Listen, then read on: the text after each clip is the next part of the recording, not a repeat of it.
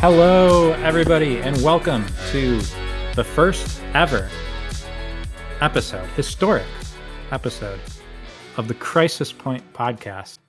I'm your host, Shane, and I'm joined today by my co host, Ryan. Hello. And our special guest, probably many times reoccurring guest in the future, Ben, aka Right Mad on the Discord, as you're better known by in the TTS community. Yeah, infamous or famous, either or. But hello. One of those two things, for One of sure. those two. So this is the first ever episode of Crisis Point, and I know that all the Marvel Crisis Protocol players are thinking, you know what we need is another podcast because there's certainly not enough out there. But I mean, Ryan, you and I have been doing kill team videos and stuff for like 4 years now, and we figured we'd venture off and do another game. And Marvel Crisis Protocol is wonderful, and we're so excited to be doing this, right? Oh, absolutely. I love this game. Yeah, I mean, Ben, you are the one who kind of helped one of the people who helped get me into this game. So, I mean, shout out to you. You've been playing quite a bit longer than either of us. Yeah, I've been on board since day one. Core box, and this is the lovely COVID baby that MCP is, and yeah, I'm just excited to get more people. I'm one of those weird people that are like, yeah, more MCP podcasts. Like, just I want my Spotify to be filled with MCP podcasts, just nonstop. And I love it. And thank you guys for allowing me to be a part of the first one. I'm honored. Yeah, for sure. And I mean, I'm totally on the same position lately where it feels like I open up Spotify and it's like, hey, which Marvel Crisis Protocol podcast do you want to listen to today? It's like, oh, there's just so many to choose from. But yeah, so today on the first episode, first of all, I think we should neglect to talk about the Human Torch and stuff and all the news releases because let's be honest, everybody's talking about that right this second. And there's other stuff going on. For example, we're going to talk about NashCon today. Ben, we're going to talk about your trip to NashCon because you were there. We weren't, but you were. And we're going to talk about your situation there, your run there, and we're going to talk about the top 8 and just kind of like our overall kind of overarching opinions on the tournament and the takeaways that we can get there. And then we're going to talk a little bit about my TTS League Season 8 run, where I'm currently in the top cut for now. I mean, pending anytime now, my run will end. We've already crowned you Spider-Foe's king. So feels good, even though I'm not even the only Spider-Foes player left. But yeah. So I mean, first of all,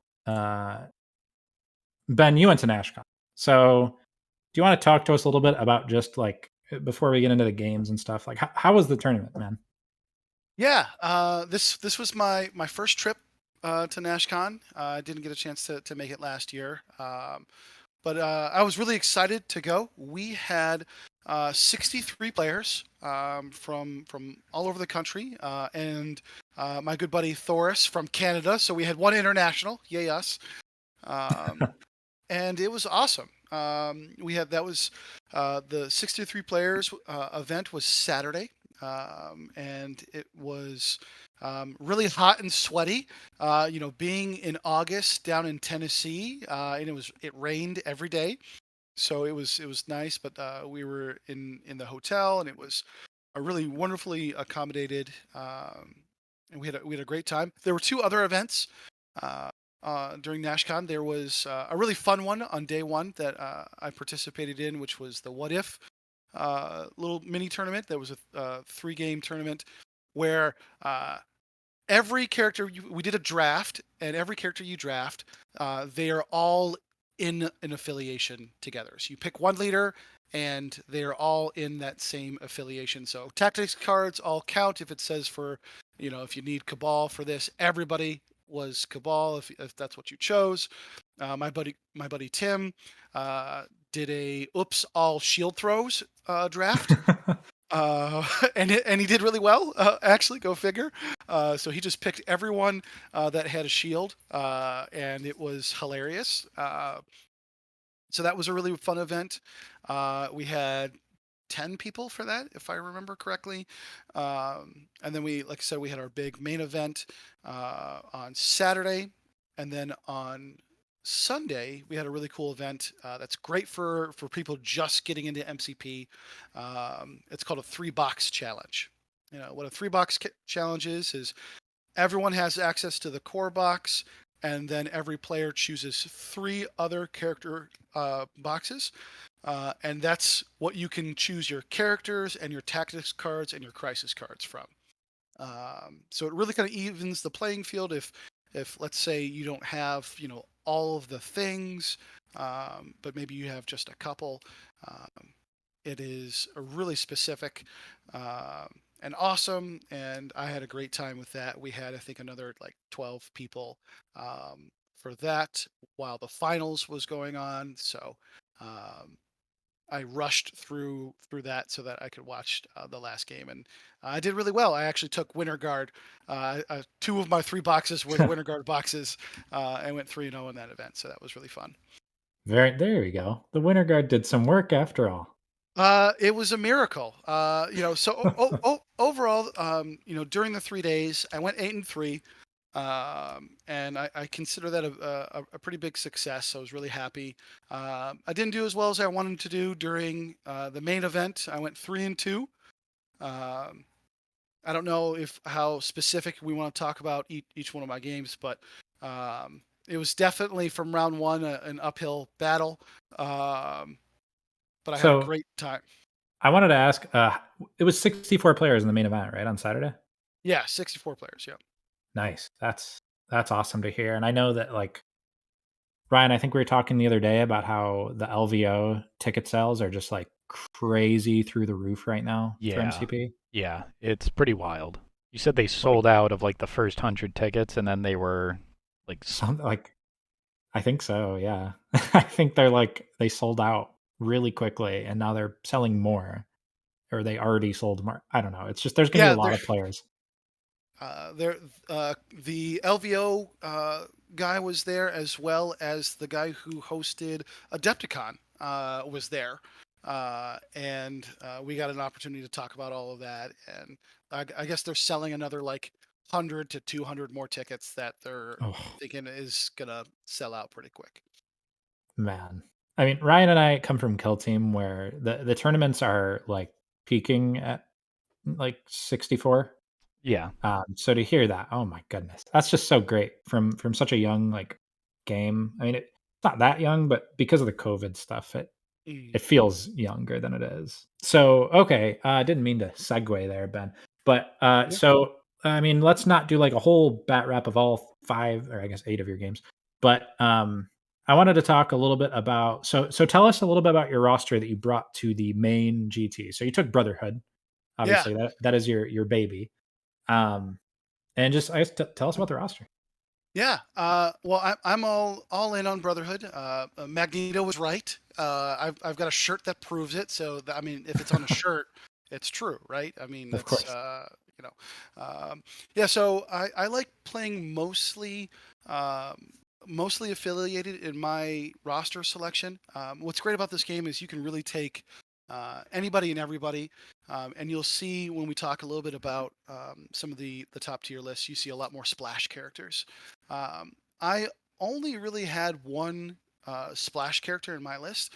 I brought with me Gambit, Juggernaut, Magneto, Mystique, Rogue, Scarlet Witch, Toad, Domino, Sabretooth, and Rocket Raccoon. Um, and Everybody's favorite Brotherhood character, Rocket I, Raccoon. hey, he comes along with Blob. Blob's like, hey, I found this trash panda with me, and here you go. Uh, I love Rocket. One of the great things that Rocket brings to Brotherhood is that he can sit on a back point with his range 5 builder and range 5 spender, and really just blast away at people, while your big hitters really just smash everyone in the face. Um, I and love that's that. usually that's Shane and I have played many a game against my Brotherhood, and it is super fun. And Shane has a great time Oh every yeah, single time that we play. every Uh, time. every Yeah, single time. only Uh, positive thoughts. I mean, um, yeah, they're so good at like your core characters, like the Magneto, Jug, and Rogue, and right. They're so good at just sitting there yeah. and just hanging out in the middle of the board that I love the Rocket pick because he is such a cheap sit in the back and do stuff Yeah, kind of character. yeah. He steals a little bit into what you've been doing with your spider foes, where if people come a little bit close to Rocket, he can engage in his booby trap superpower, Hmm. which allows people or allows Rocket to potentially ping some damage, some free damage out of activation, which is big. Which is I play a very attrition focused Brotherhood, as most Brotherhood do. I play a little bit more tanky though. I'm a thick Brotherhood player, and I like just staying in the middle and swinging for the fences, and it usually does a pretty good job until you get counterpicked by some really cool matchups. So talk to us about that because your first matchup Yeah, in the GT was literally like almost probably. Would you say it's the worst of the Brotherhood matchups, like in the whole game? I would say it's the second worst. Okay, It's so the tell second us what worst. it was, and then tell us what the actual worst would be. Yes. So I got lovingly matched up against a Hulkbuster Avengers team in round one against a great guy whose name is Tyler. And um, Hulkbuster, as a leader, what he does is basically counteracts my leadership ability with Magneto. Magneto likes to throw terrain pieces, and Hulkbuster says, "Oh, that's really cool. Every time you throw something, my guys take one less damage for free." Um, It's almost like it was made to it to piss off Brotherhood players. it just I saw that in his roster, and once we picked the Crisis, we did Demons Downtown and Spider Infected, which Brotherhood hates Spider Infected. I won Priority, got excited about winning Priority. We flipped into Demons, got really excited, and then we flipped into to Spider Infected, and I just cried. Just the long tear. Spider Infected move characters around, and it's usually your characters and not their characters, and Oh, yeah. uh, it was just sad. He picked some really great characters in Luke Cage, Lizard, and Winter Soldier alongside Hulkbuster and Black Widow, and he played really well. He played super well, and it was really hard uphill battle for me that I lost. I lost 17-9, which was really rough going into. But then my round two, to answer your question, my round two is, in my opinion, the worst matchup against Brotherhood, which is Web Warriors. Um, and it was one of those moments I saw when the matches came up, or the pairings came up, and I saw that I got paired against Web Warriors. I said, somebody hates me. I don't know what I did.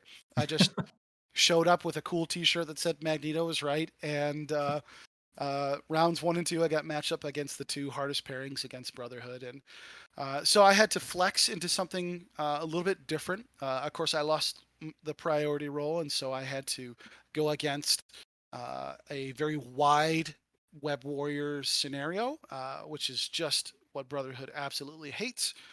Um, and so I ran Mystique.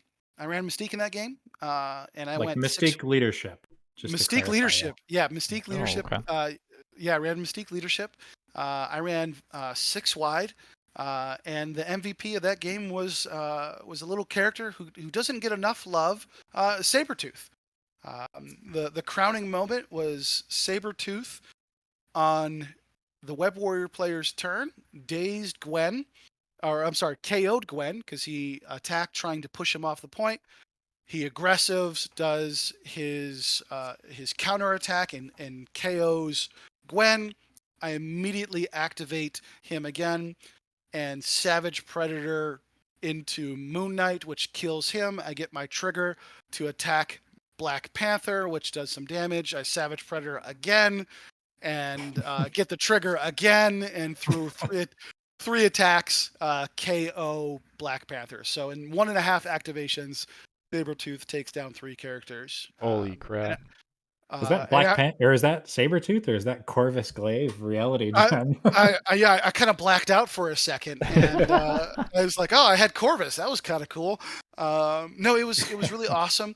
And after that, my opponent just didn't have enough gas left, and so I was able to table him, um, and I took that game. It I was really really close. I love that. So, I mean, the fact that you're not only are you like taking like you've taken Sabretooth on your roster, but like you said, you're trying to take all Brotherhood. So you've also got like Colossus on your roster because that's your favorite character and he's Brotherhood. But I Yeah, like that you're actually like finding real game with Sabretooth. Do you think he's someone that's like is actually kind of good against some of like the disadvantageous positions that Brotherhood can find themselves in, or most like definitely. okay, Yeah, yeah.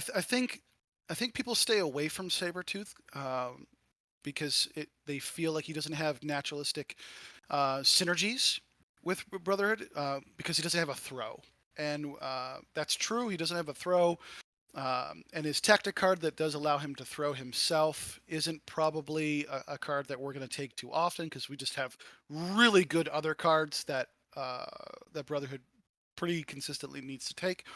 But what Sabretooth does is on these wide objective, he has a long move, he has healing factor, he's pretty tanky, and there's some pretty intense moments where he can deal out a lot of damage.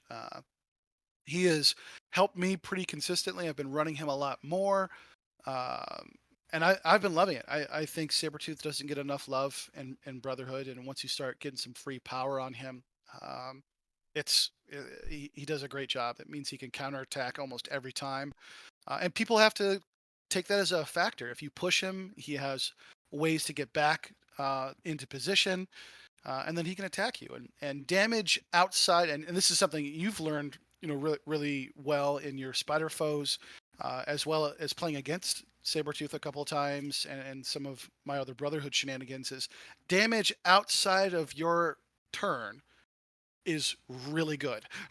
yeah, it's huge. I mean, the Uh, action economy is such a valuable trait. It's kind of an intangible because it's not a yes, stat on a card. yeah, It's just it's this thing that it's so valuable. I don't know. I could go on all day about it, but yeah. So and that's a good Sabretooth, trade. yeah, and Sabretooth brings that to the team, and I love it. Um, and so then I got round 3 uh, was actually one of my more comfortable matches. I got matched up against a great guy, really really fun opponent. His name is Dan, and he brought unfortunately for him he brought A Force, which is something that my wife exclusively plays. And so I saw A Force, I saw his roster, and I go, I know exactly what's going to happen here. I know the threat ranges and everything. So I felt really comfortable, and I was in control. That entire game, I was able to take down She-Hulk, remove her off the board on top of turn 2. Um, Oof. and Yeah, that's usually doom for A Force. losing a 6 point model on the top of turn 2 is not great. It's probably doom for any team that runs a 6-point model, I guess. Yeah, Yeah. yeah. We had hammers and intrusions and um, Magneto. People forget that Magneto can reposition people, and so if you're not careful, you move just a millimeter too close. Magneto will drag you to my team, and now you're in the grinder. And the way that I like to run Brotherhood, I'm going to maintain priority while I'm removing your models, usually until about turn 4, and at that point, it's too late. And Right. that's what happened. I was just removing models while keeping priority and throwing the world at him. There was uh, 2 terrain features left on the board by the time I was done, which is a Brotherhood player's dream. You're just like, oh wait, you guys brought terrain, cool. I just want to destroy it all. Uh, and every TO cries a little bit because they work really hard putting the terrain on the board, so and making this beautiful scene, and you're a Brotherhood player like, I'm just gonna smash all of it. It's uh, So that was a fun game. And And I was really then you played against Mike DeLuca, right? yes. So this was when I saw this matchup. We're going to talk a little bit about some of the top cut rosters, and Mike and a couple other guys brought very similar lists, which is Sam Captain America Avengers with Malkith, and it's super strong. My only hope of really having an equal playing field was me winning my secures, and that didn't happen. We got actually one of the worst secures for Brotherhood, which is Portals Overrun the City, which is a pay to flip, and then if you roll a skull, you reposition yourself. And that was rough. Mike's a great player. I was just double checking before we started. Right now, he is on Longshanks number 7 out of everybody. Wow. So Okay. Out of just all the players, yeah. just out of all the players in the world that are on Longshanks, he's number 7. He's a great opponent, great guy. Love Mike, and it was close. I was able to keep it close. I was surprised at how well I was doing. I had a pretty big misplay on top of turn 2, and with those players who, I mean, he's won LVO. He's qualified on the TTS league. Consistently. He's just a great player. Um, I lost 18-12, and I was happy I scored 12 points. So, uh, I've gotten the chance to play against Mike a couple times on TTS. He's a very good player, no secret. yeah, Cool guy too. yeah. And then my last round was another matchup that I was really happy when I saw it. It was against Convocation, which is a bunch of wizards. And surprise, wizards really hate when you throw things at them. Um, apparently magic, they don't teach you how to dodge boulder, and cars with magic. Too much time in the books means you don't have enough time to dodge cars. I don't know what it is. And so he brought a pretty interesting convocation list that also had Shadowlands Daredevil, which pretty much means that there's a tactic card for the convocation called the Books of Shumagorath, which allows you to every time you're attacked by a physical attack, you could use your mystical defense, which is really good because they're really good at mystical defenses and really bad against physical attacks. And surprise, surprise, Brotherhood is mostly a physical attacking team. However, we also just throw a bunch of things as Yeah. well. And it doesn't count for dodge rolls. So. And it does not count for dodge rolls. So I had a great game against the convocation. And it was a list that I had seen pretty frequently. Actually, one of our locals, Jason, ran something pretty similar for a while. So I was really confident going into that game. And then we got probably my best secure combo the entire day, which was Demons Downtown and the Montesi formula. And when we pulled that, Run it up the middle. When we pulled that, there was just the single tear that came down his eye, and he was like, "This is gonna be a long day." I'm like, "Yes, it is." And I ended up winning pretty big. I won 19-8 that game, and it was James was my opponent, and he was a great guy. And we were able to laugh a lot. So I went 3-2. That was my goal for the big tournament. And I played against some great players, and had a wonderful time. Yeah, I mean, your losses, right? I mean, you played against Hulkbuster. That's pretty brutal. And you played against Mike DeLuca. So, I mean, you can't beat yourself up too bad about the 3-2. And like you said, I mean, you had a great run from the sound of it. I wish I could have watched some of the games and been there. Unfortunately, not in the cards this year, but in the future. I mean, what's next? What is the next big thing, right? I mean, it's. I think Nova is happening like this weekend, and I think we've got Second Wind, the Second Wind tournament in Chicago. That's October, right? That's October, and I think that's already sold out at like 70 something players. Crazy. Wow. So So yeah, there's some big ones that are coming up that are sold out. But yeah, definitely next year you're going to be my carry on. So just get in the bag, and we'll call it a day. I'll be able to field a whole Spider Foes roster by then. So Yes, yeah, no we will. splashes. And I will have Blob and Pyro will be out by then. So I'll have a completely mono Brotherhood team. So we'll live the dream together. Um, I think if it matters, I ended up coming 27th out of 64. So right in the middle of the pack. Slightly above average. So like you said, and I appreciate it. We had a good run, and there was only the biggest surprise. One of the biggest takeaways from NashCon for me was um, how few Brotherhood players there were. There was only 3 of us, so That's a um, shock. Yeah. I mean, it was a huge it was a huge shock. that is one thing I wanted to talk about a little bit. Is there's a few teams that seemed like everybody seems to like them right now in terms of like their power level. That just kind of weren't there. Hmm. Like the notable one, there was zero shield, right? Yeah, that was a That big just shocker. boggles my mind. I guess because it's not like they're that new. I mean, everybody had not everybody. A lot of people had Malekith.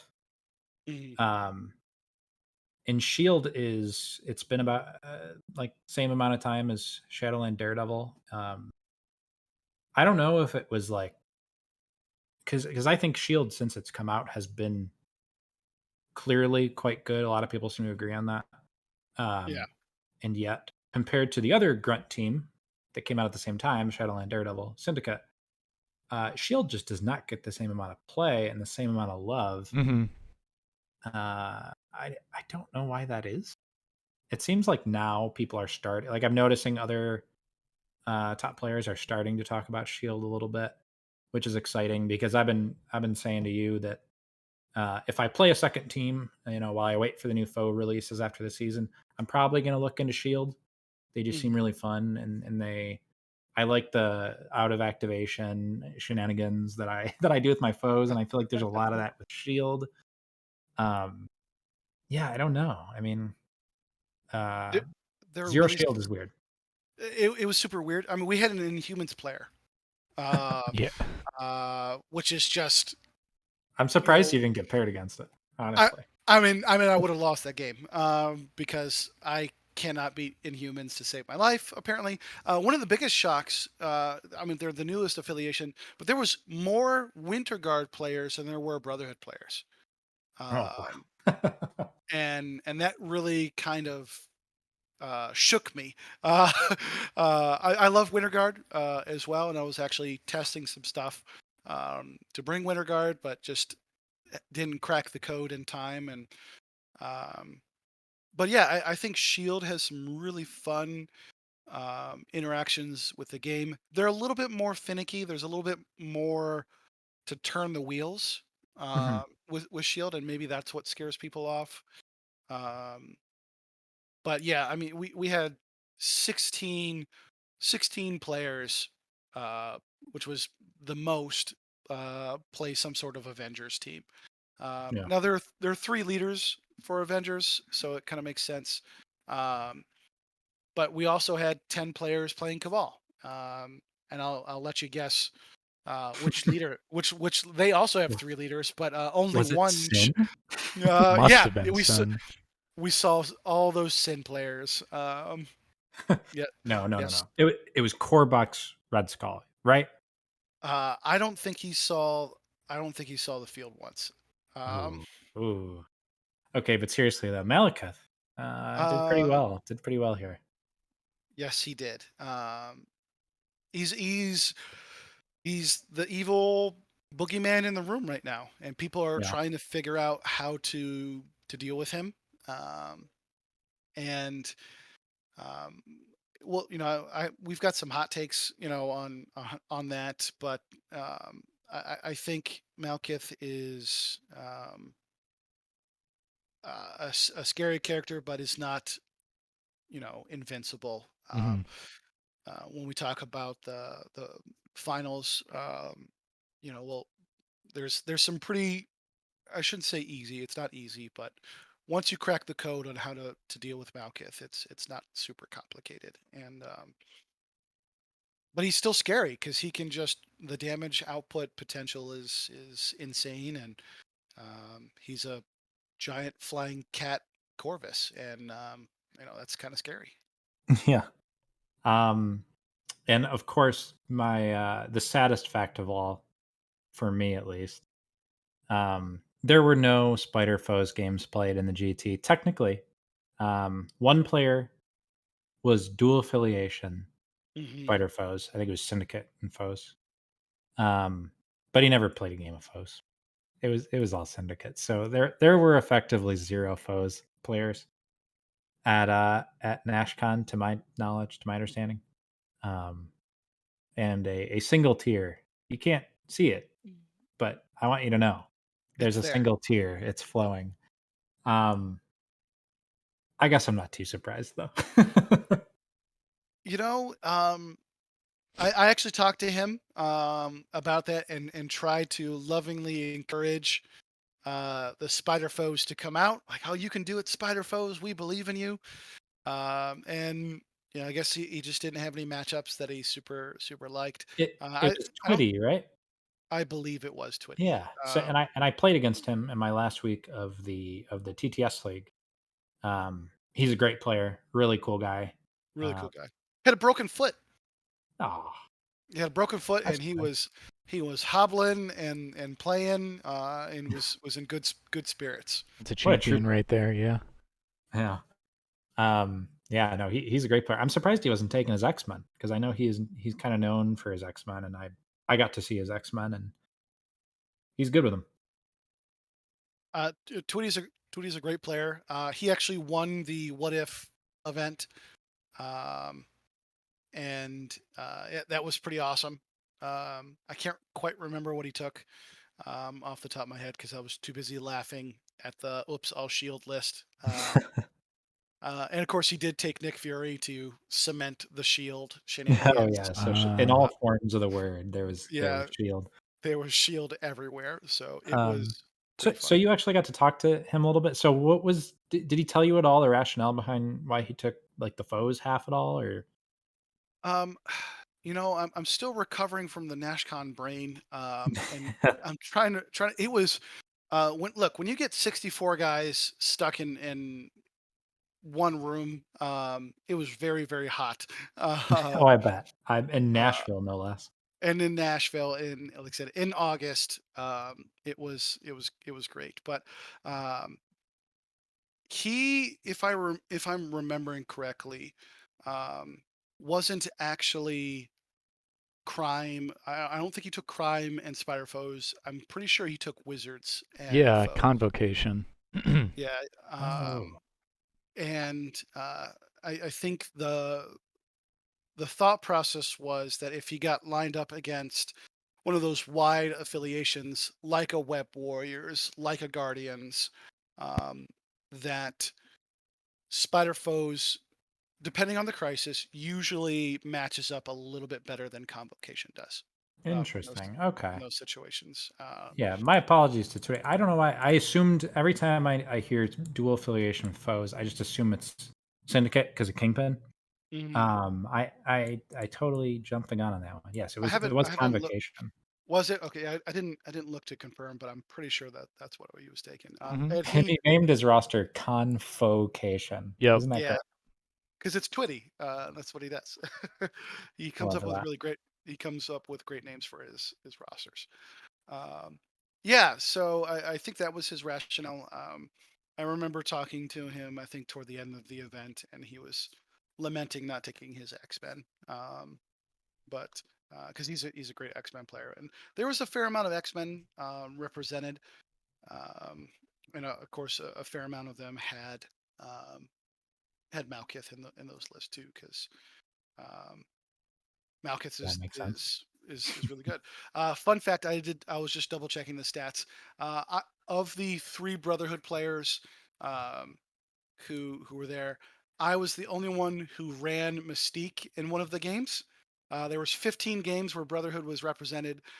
14 times it was Magneto, and one was Mystique. I was the Mystique, and pulled it out. I just So saw that. Mystique had a 100% win rate at Had a NashCon. 100. So That's what I'm maybe, hearing. Yeah. maybe we've all been doing it wrong. We're sleeping on Mystique, obviously. Yeah. Yeah, I mean, Mystique is a good leadership for real, though.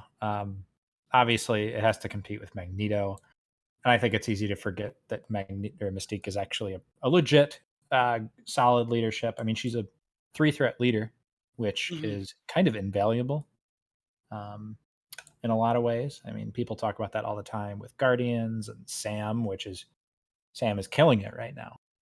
Yeah. Debatably top of the meta at the moment is Sam Avengers. So yeah, 3-threat leaders, pretty good. And not and it's yeah, Sam is reliving his glory days. It's a little different. It's not the Sam spam that we saw when he first came out. That was I think before you guys got in the game, it was Mm-hmm. pretty common to see Sam with 5 to 6 other characters. It was insane. Yeah, um, those were the glory days. And yeah, that was super fun. So Sam is reliving his glory days on top of the mountain. very exciting, very exciting. So I think we should move on to our next segment, which was so all three of us picked a roster from the top 8 instead of us doing an endless breakdown of every single roster that made top 8. We each individually picked one, and then we made sure we didn't pick the same one. We each individually picked one, and we're going to talk about it, say what we like about it, and then we'll do a little roundtable discussion about each of those 3 rosters. So Ryan, why don't you start? Tell us which roster you picked. Tell us what's on it, who ran it, and then we'll talk about it. Sure. So, the roster that I had picked out from the top 8 was Nathan Stickney's Criminal Syndicate. It That's looks Sooner, right? Ben, is that Sooner? Yes, Yeah. yes. I had to double check. Yeah. Cool. Sorry, continue. Yeah, so it looks like there may have been a typo on his list here. I believe the very first character listed here, I believe it should be Sid, Sidd. Oh no. Hold Oh. on. It's Oh, it's that's an abbreviation. It's Shadowland Daredevil. Oh, okay. That makes I totally a get why you would have picked his. 120% more sense. Okay. And that completely changes everything that I had thought about this list and have written down here. Anyways, let us continue. He took Kingpin, X-23, Punisher, Winter Soldier, Hood, Bullseye, Medusa, Rocket Raccoon, Black Cat. For missions, he took Infinity Formula, Mutant Madmen, Scoundrels, Hammers, Cubes, Spider Infected. And for the cards, he's taken All According to Plan, Follow Me, Exceptional Healing, Brace, Advanced R&D, Versatile Strategy, Fallback, Mission Objective, Marked for Death, and Cruelty. Very interesting. First of all, it gets points because it doesn't have Cabal or it doesn't have Malekith in it. Yes. Uh, I had picked this one out because it was the only criminal syndicate list to make the top 8, and I thought that was pretty interesting. And then when I initially picked it, I thought it was even more interesting because I did not see that Shadowland Daredevil was on here. I was like, huh, that's interesting. Maybe we're all missing something. No. Overall, the I mean, team comp looked pretty good. so I mean, it's definitely like par for the course with like these are super duper killy monster characters, other than Yeah. like Black Cat. Yes. I love that he took Punisher. I Mhm. mean, that's pretty cool. I Honestly, love I know Punisher. people have been talking about Punisher in Shadowland Daredevil as like a potential splash. Mm-hmm. Obviously, I mean Punisher's always a splash, but to see it actually like make a top 8 roster, I don't know if he ever took Punisher, but He did not. He did not, he to my didn't. knowledge. Yeah. Okay. So, I mean, did you get the chance, Ben, to see or to talk to Nathan at all about this, about his stuff here? Yeah. I love Sooner. Sooner's a great guy. I got matched up with him last season, round 1, because again, every time we get matched up in tournaments, I get punished, which is great. It's just my lot in life, and I love it.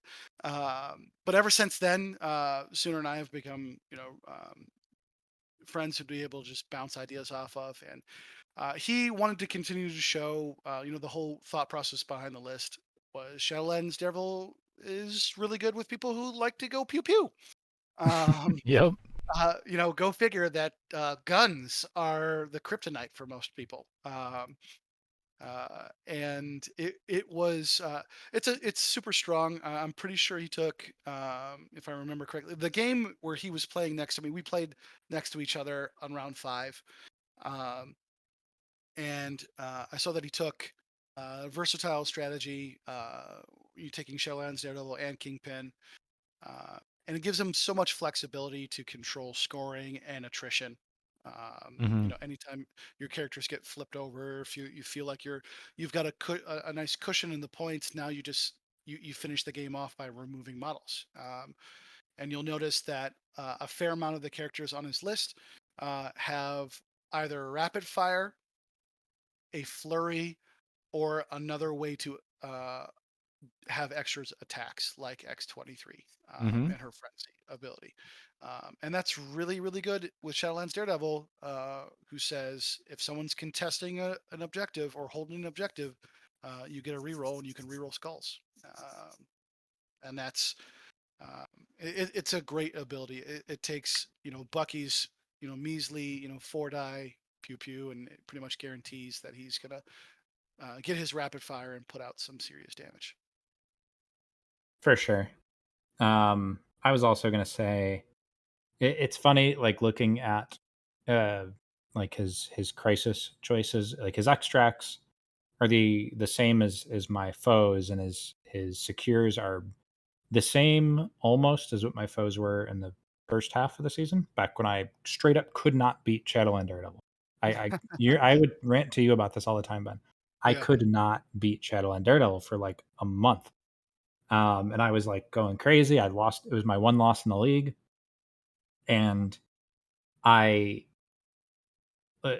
looking at the crises, it's and this would drive me crazy because they do the same thing that I was doing, but they were just killing way better Mm. all the time.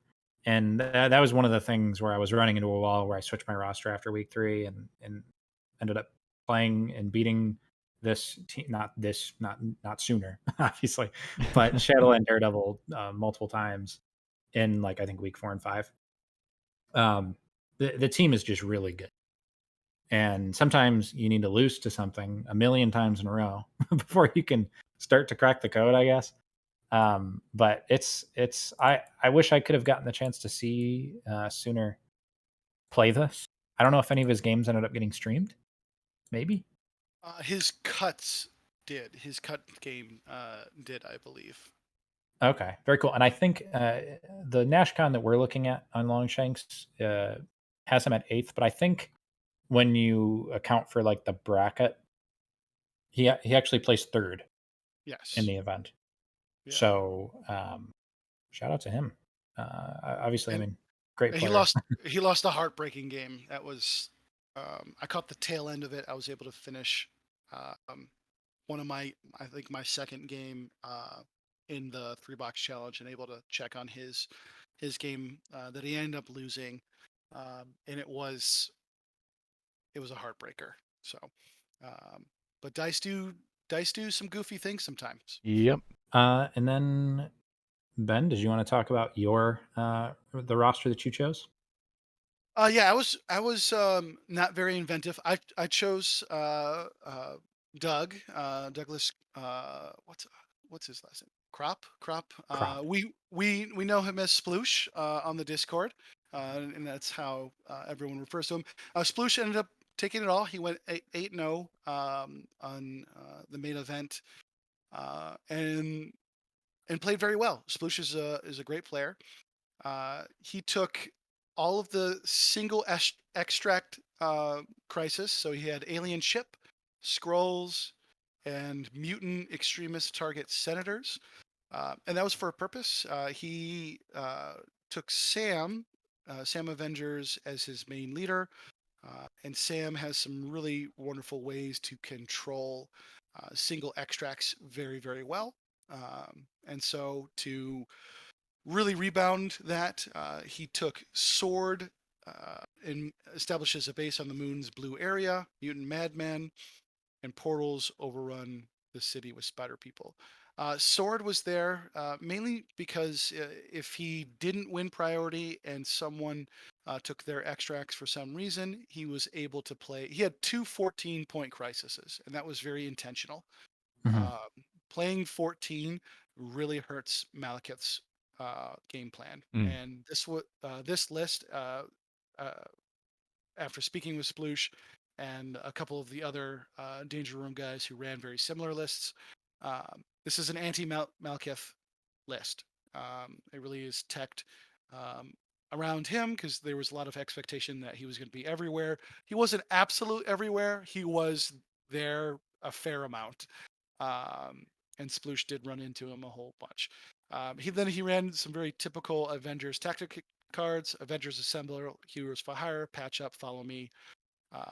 Just aside, how Follow Me has not made it on the restricted list still is Can bonkers we to me. do a little side tangent about Follow Me? Oh, I mean, Really? absolutely. as a Brotherhood player, you know how much I love Follow Me. I- it's there's a conversation on one of the discords like yesterday, and it got me thinking. I mean, when you account for the value of it, as in it's not restricted, I think there's a really good argument to be made that it is the best tactics card right now in the game. It's it's so good. The fact that it's not restricted means that it's so much less of a choice, like a difficult choice to fit it in your 10. In the just the way it can snowball a game. Mm-hmm. I mean, I've been taking Follow Me since like day one, um, and in with my foes, and I mean, there are teams that are way better at attrition than Spider foes, as anybody can wager a guess.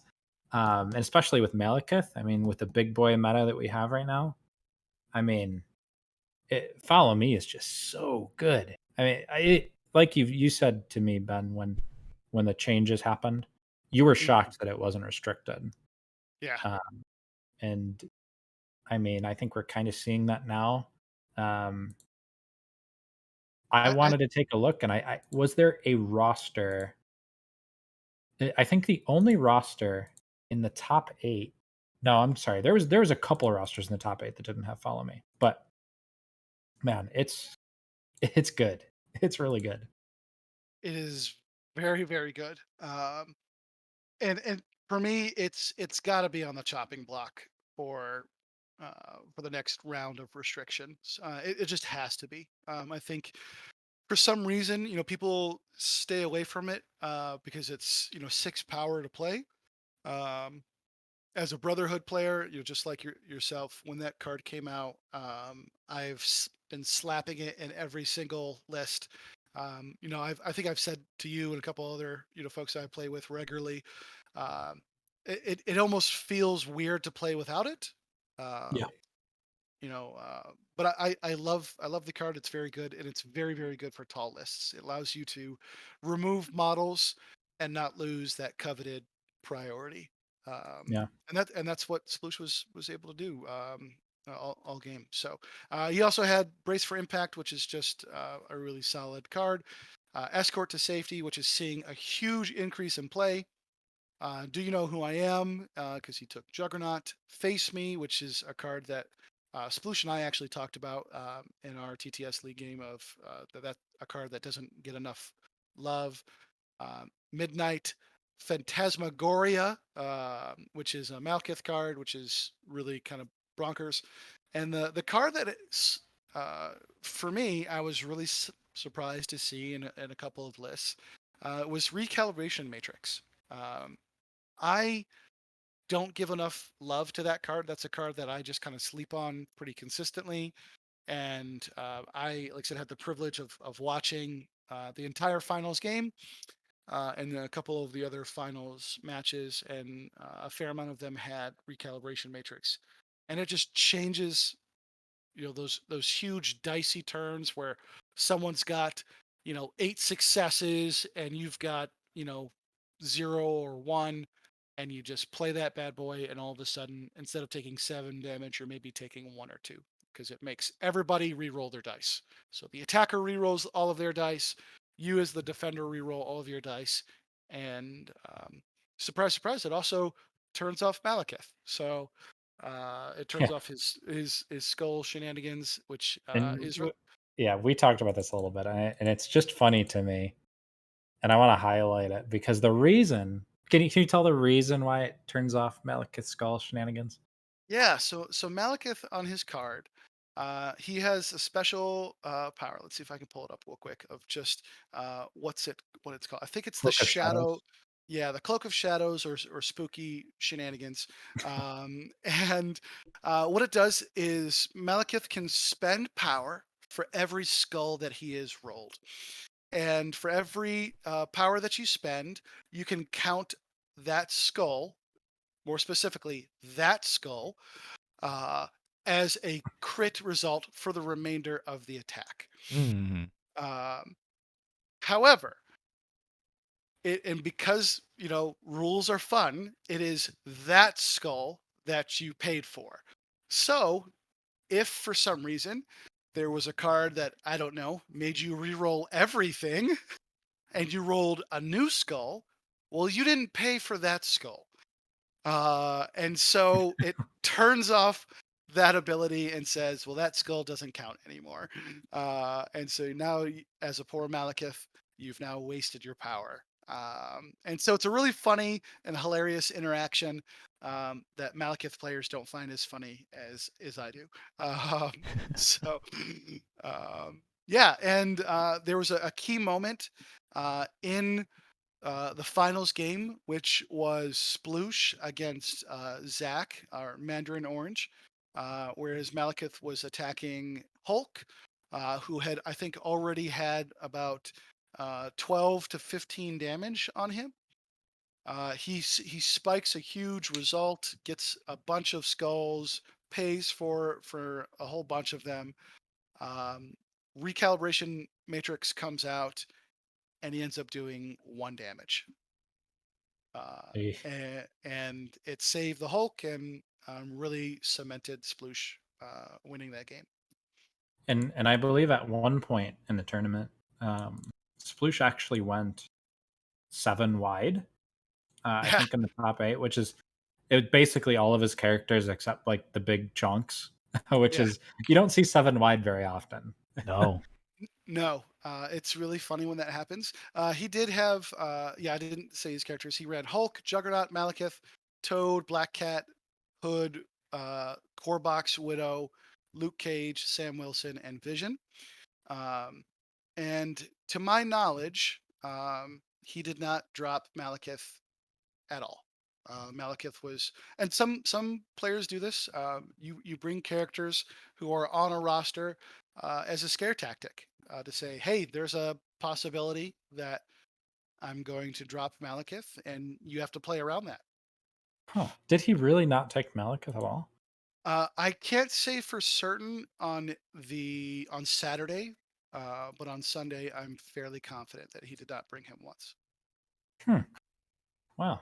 I didn't really get the chance to watch all the streams as they were happening. I mean, we're recording this Tuesday, so it's been like 2 days. I haven't really had the chance, Yeah. but yeah, that's really interesting. If he never took Malekith, Yeah, I can't um, say for I certain. thought he did, but I wasn't there. I don't know. So I mean, yeah, we keep going off on side tangents during Lucia's roster. So this roster is, I believe it's very similar to what Morgan Reed is playing in the TTS League Season 8 right now. Hmm. Yep. And Mike DeLuca also took like almost the same thing. There Uh, was a couple guys who took very very similar Sam Avenger lists. Um, I'm trying to think of who were some of the other guys. Just looking through the roster of folks who came. Jacob Deaton took something very yeah, similar. it seems Uh, like a really strong list. And I've heard Morgan Reed talk about his version. I don't know how different it is. Um, and I've really only gotten to play it once in like a Mhm. game against Mike DeLuca, so I've kind of seen it a little bit, like part of it. Um, it's Yeah, potent. the whole premise behind the list, and really behind running Sam and why Sam's getting a lot of love right now, is his leadership hard counters Malekith. So Malekith's leadership ability allows that when you daze or KO an enemy character, you can move another allied character small, heal them one, and give them a power. Where Sam says whenever one of your characters is dazed or KO'd, you can move small, Hmm. heal one, and remove a special condition. Hmm. And he always Uh, gets to go after Malekith, right? Because he's the Malekith is the attacker in that. yes, yes. So you get to see what the Malekith does first. Um, and if you have why people are splashing Malekith a lot into that is one of the ways to prevent Malekith from doing some of his shenanigans is to stagger him. Well, if you have Sam, you can heal him and remove his stagger condition for free. Hmm. Wow. It's very very strong, and it's a really really strong counter against what a very popular list right now. Yeah, I mean that's what a lot of these games are, right? It's being able to read the meta and come up with something that is effective against what you expect to be big and scary. Yeah. And that's one of my favorite parts about is these tabletop games. So, Hmm. um, was there anything else we wanted to talk about with Sploosh's list before we move on? I think we covered it. Yeah. I think so too. He won the tournament. Congratulations to Sploosh. That is a scary looking roster you got there. So I decided to talk about Matt Alex and his Web Warriors list. So there's a lot to say here. I don't know where he ended up finishing in the actual cuts, um, but he took Web Warriors. He's a known Web Warrior player. He's had a lot of success with them in the past. I think he did really well at ACO with them earlier Hmm. this year. He's consistently been a cut player with his Web Warriors. I think he made top 8 last season with them, if I'm not mistaken. Yeah. Um, very good Web Warriors player, and especially in the current climate where a lot of people are kind of down on Web Warriors. They've always been an amazing affiliation, it seems. But this season in the TTS League, at least, they're sitting at like a really low win rate, like 41, 42% or something. He's still Yeah. made cuts, of course, because he's amazing. But most Web Warriors players are struggling. And NashCon was really no different for Matt Alex, at least, because he made the top 8. And it's another list spoiler without Malekith, which made it more interesting to me. Not that Hmm. there's anything wrong with running Malekith. I don't want to give the wrong idea, but um, it's cool to be different, right? Yes. So let's go over his roster. So obviously he's Web Warriors.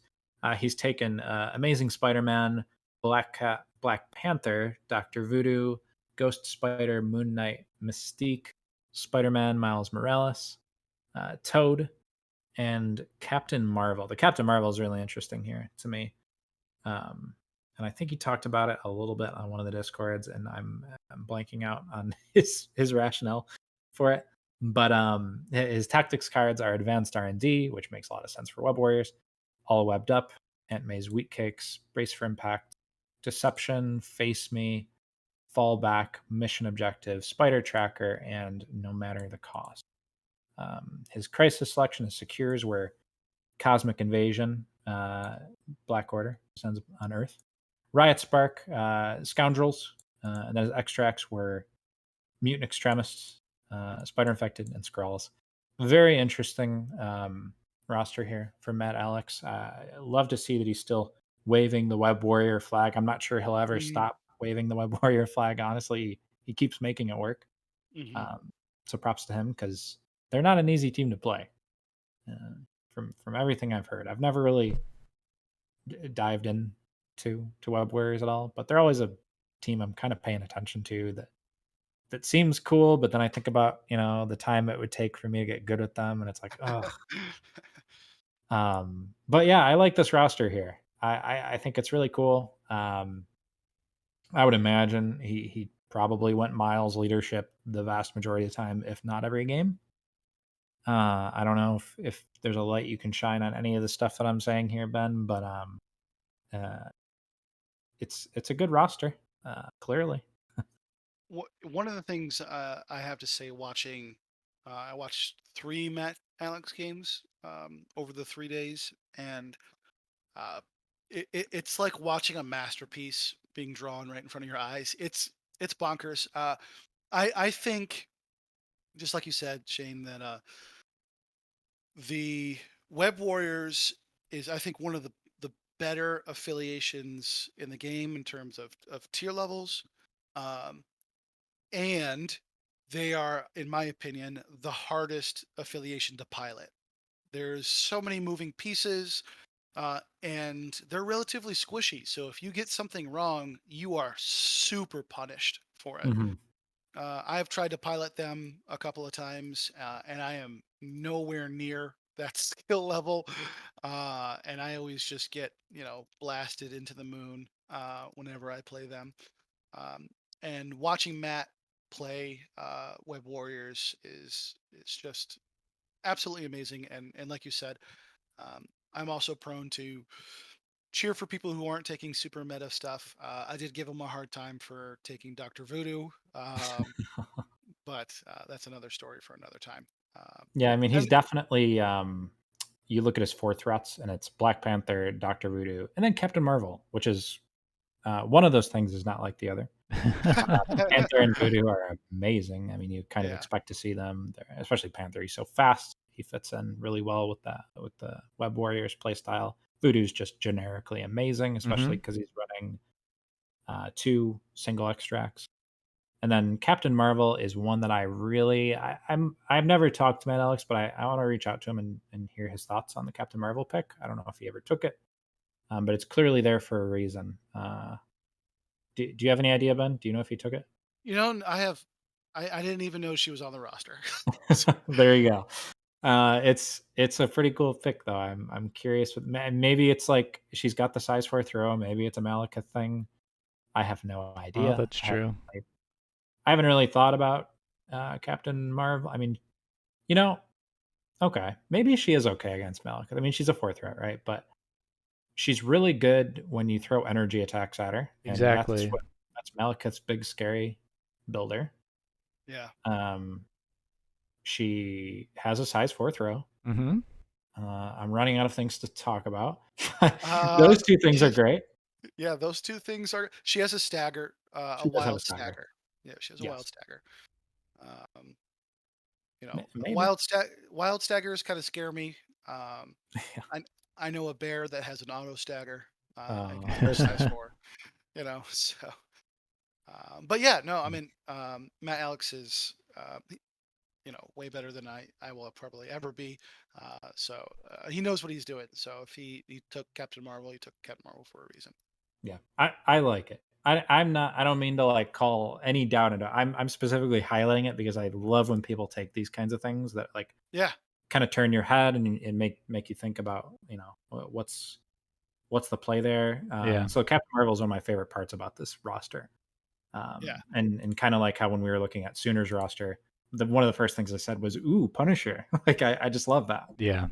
Things that How, don't get taken a lot. how'd that get in there?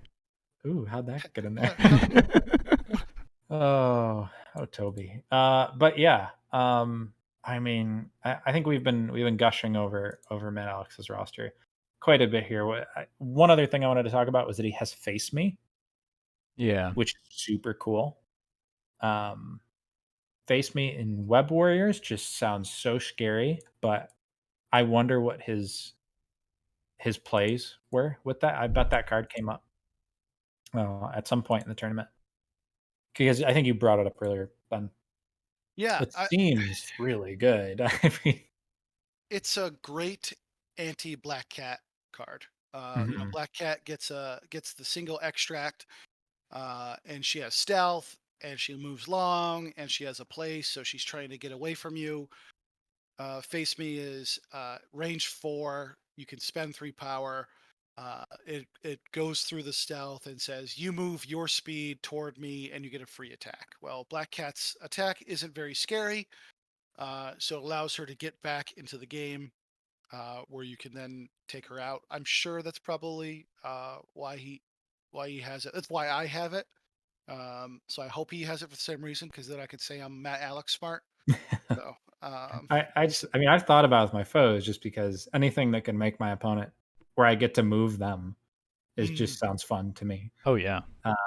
But I mean, man, when you say it like that, when you talk about like the anti Black Cat stuff and probably Toad too, um, it is definitely interesting because like you see Face Me on web warriors and you're like, oh my god, web warriors don't want to get hit. Like they don't want to give free hits to their opponent. But yeah, no, I mean that does make a lot of sense, and if I that's another thing I'd love to um, hear him talk about with the roster. yeah. So, any other NashCon closing thoughts that we want to highlight? It was a super great event. If you have a little bit of a travel budget, you should totally go. It was a great event. Nate from the Gamers Guild is the one who hosted it, and he is just a wonderful host. There was some really great prize support.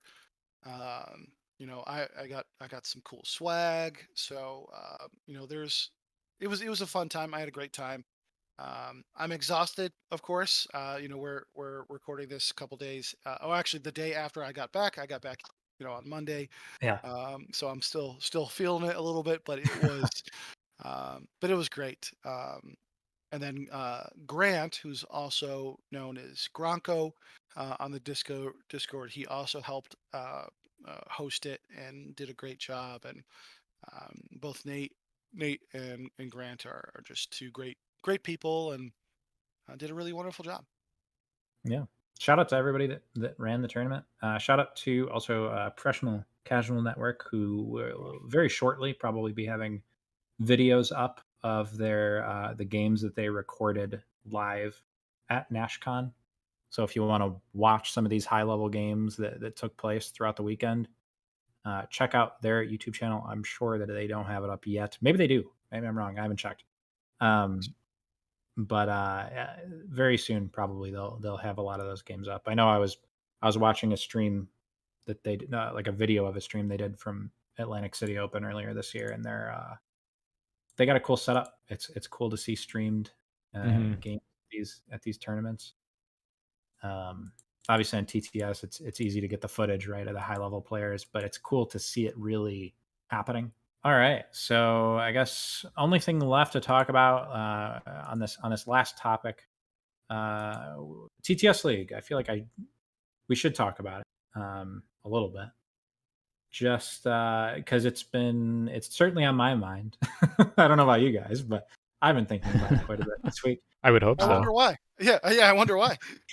Yeah, so I am in the top 32 with my spider foes. A Really happy about that. I totally didn't expect it. I mean, I told Ben, I was like, I'll go 3-3 and be happy, and with a big dumb smile on my face. Yeah. Oh yeah. As he was kicking everybody's butt, and just you know. yeah, I'm not Yeah, surprised by this at all, honestly. Yeah.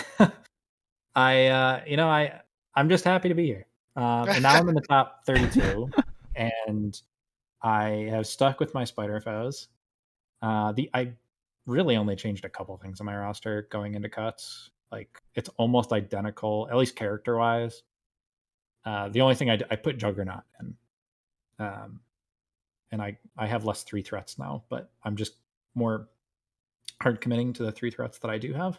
My first matchup this week is against his name is Simon Hall. We're playing. I want to say it's Friday night, and I think it's going to be streamed by one of the Australian Twitch channels. It's called Simple Math Gaming. I'm playing 8 p.m. Eastern time on Friday. If this comes out before then go check that out. And honestly, I fully expect I fully expect for the wheels to come off at this point. You know, I'm happy to be here. I believe Simon placed second overall over in Oceania. I think his only loss was to Morgan Reed, so that's kind of scary to me. And he's playing Brotherhood, which I can at least say, Ben, that I have a lot of practice in a Brotherhood. That's what I'm here for, right? Is just get your licks in, right? Yeah. It's been pretty scary. I mean, I mentioned earlier I played my last game against Twitty in round 6, and that may as well have been a cut game for me. It felt like a cut game Yeah. because it's playing against a player that I know has been there before, that is really good. And it's winning in, and whoever loses is out. So for all intents and purposes, that felt like a cut game to me.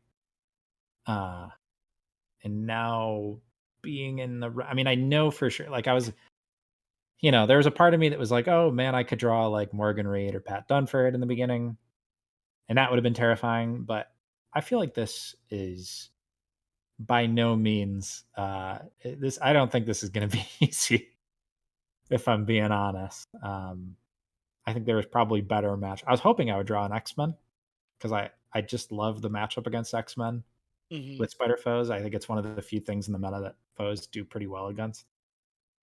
Brotherhood, on the other hand, pretty scary, pretty pretty terrifying. I don't know how much I want to say about like the preparation and stuff, but it's been fun playing Spider Foes this season. Hmm. And if I make top 16, then that's just crazy to me. Um, Hey, look, all in on the new King of Spider Foes. All hail the new king. There's literally another Spider Foes player in the top 32, right? Do you think this is a that- little premature? I feel like we're jinxing him saying that. no, that's all right. You gotta build him up. You gotta build him up. You gotta hype. We gotta be his hype man, right? I actually really want to talk to I think his handle is Gorshade in the Discord. I really Yeah. haven't gotten the chance to talk to him at all yet. When I saw that there was like I made it in, and I was like, after I won my game against Twitty, and I was like, holy crap, I made it with Spiderfo. I was like, oh, this like hasn't been done in forever. And then I look over in West Conference or West, yeah, you can tell I'm a Division. hockey fan. Western Conference, Western Division, Oof. and I see Gorshade has gone 5-1 as well with Spider Foes. And I'm like, well, what the heck? And at first I was like, oh, come on. But then like deep down, it's cool seeing another player make it in with the foes. I just love the Spider Foes so much. And I would love to chat with him and hear his thought process and his approach to the team, because I know I came into the season this year thinking that they're a little bit of a on the weaker side. Yeah. And I think by the time, like at this point now speaking, I still think they're not exactly. I don't know how to put it. I don't want to say they're not as weak as I thought they were. Hmm. They're definitely not a top team by any means, by any stretch of the imagination. But they've got a lot of tricks, and I mean, with every And team being so different, I don't know, and traps. Yeah, and traps. They have some tricks and traps. they do have tricks and traps and treats and all those things. Um, I'm just like I said too. I think they have a good matchup at X Men, who are one of the better things right now in the game. And I'm kind of surprised we didn't see X Men do better at NashCon. That's one thing we didn't really talk about. Yeah, though I will say my favorite character in my roster right now that I'm just totally obsessed with is Cassandra Nova. Yeah.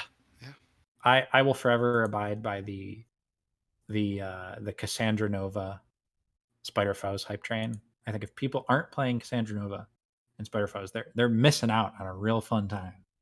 And I highly encourage any Foes players that are listening in to give it a try. Give the bald lady mutant a chance in your Spider Foes roster, because she's electric. And I think once I'm out, once the run is ended, I'll do like a deeper dive and into my thoughts on it all. But I like the team, and I'm having fun playing them.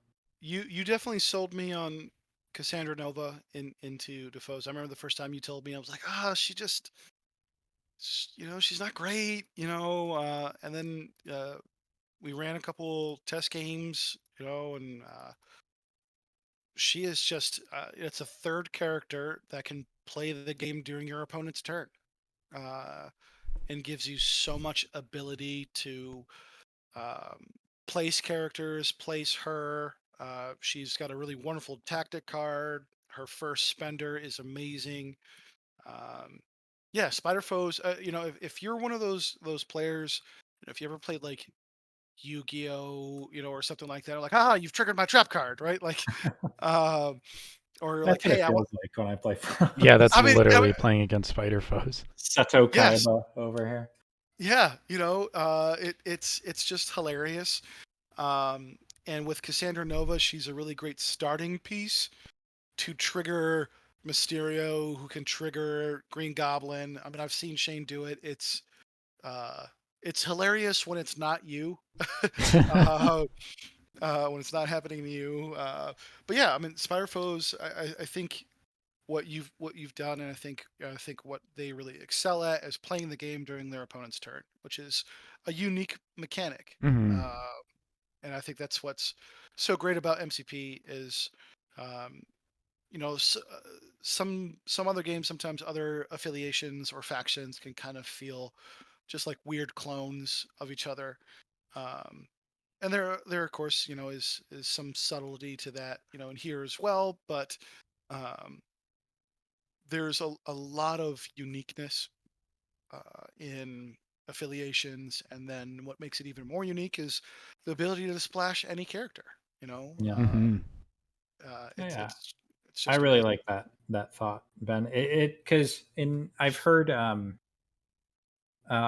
was listening to a different podcast and I heard Morgan Reed talking about how much he loves playing Hulk and how it kind of like the game feels comfortable for him when he's playing that character. And I think everybody kind of has that character. Yeah. Mhm.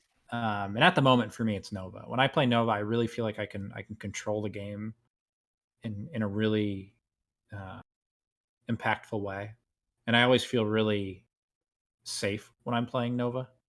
Um, I feel like the opportunities that kind of open up in the game for me uh, just kind of expand quite a bit with Nova, and it's hard to really capture it in words right now because I totally didn't have this. I was not thinking like this wasn't a segment gushing over my love for Cassandra Nova, but no, I really like the character, and I do agree that I think generically speaking, she is not in the best place. I Mhm. do when I talk about this, I specifically do mean it as a foes piece. Um, I think she just fits in really well, at least with the way that I play my foes personally. Yeah, I think that's what's really great about MCP is you can take some characters that maybe even in their home affiliation don't see a lot of love, um, but can find a sweet home somewhere else. Avengers with Steve is a great example of that. Steve really makes anybody a lot more comfortable, because he's able to allow people that have superpowers to use them at a discount, and that's really really good in this game. So being able to have that, and if you have a favorite character, you can find a home for them, even if it's not in their home affiliation. We watched Tim from the PCN, just to give him another shout out, who took the power bottom characters, uh, which are the least taken characters, the lowest 10, and made a roster with them. And he brought Daredevil, OG Oh, Daredevil, my boy. um, Nice. in X Force, and all of a sudden Daredevil was popping off, and just rolling a bajillion dice and getting a reroll every now and then, um, really helps him out. So, Hmm. um, that's what I love about this game. Is that you can do that. I was crazy once and ran Magneto in Steve Avengers, and it was hilarious. Uh, hey, go figure that when you start throwing things and making them cheaper, it's really fun. Yeah, that makes sense to me, if I'm being honest. Yeah. But yeah, no, I think we've pretty much covered all of the stops at this point. So, I mean, to wrap this up, um, NashCon sounded like a blast, and thank you for coming on to our inaugural Crisis Point episode, Ben. I It's feel been s- great to have you. I feel so special. And thank you guys for having me. I hope that I can be on some more and have a great time with you guys. For sure. All right, everybody. Well, thank you to everybody for listening to this first ever episode of Crisis Point. Uh, if you're listening on YouTube, do us a huge favor and like and subscribe if you haven't already. We make Kill Team content, but now we're also making Marvel Crisis Protocol content, and we are really excited about it. And if you're listening on Anchor or Spotify or Apple Podcast, whatever it is that you listen to, give us a rating there and follow us there. Shout out, as always, to both our subscribers and, of course, our patrons over at patreon.com/command point. You guys are the absolute best. You help us keep the lights on. Figuratively speaking, we are not in dire financial circumstances, I promise. But yeah, again, to everybody, thank you for listening. This is episode 1 of Crisis Point, closing out.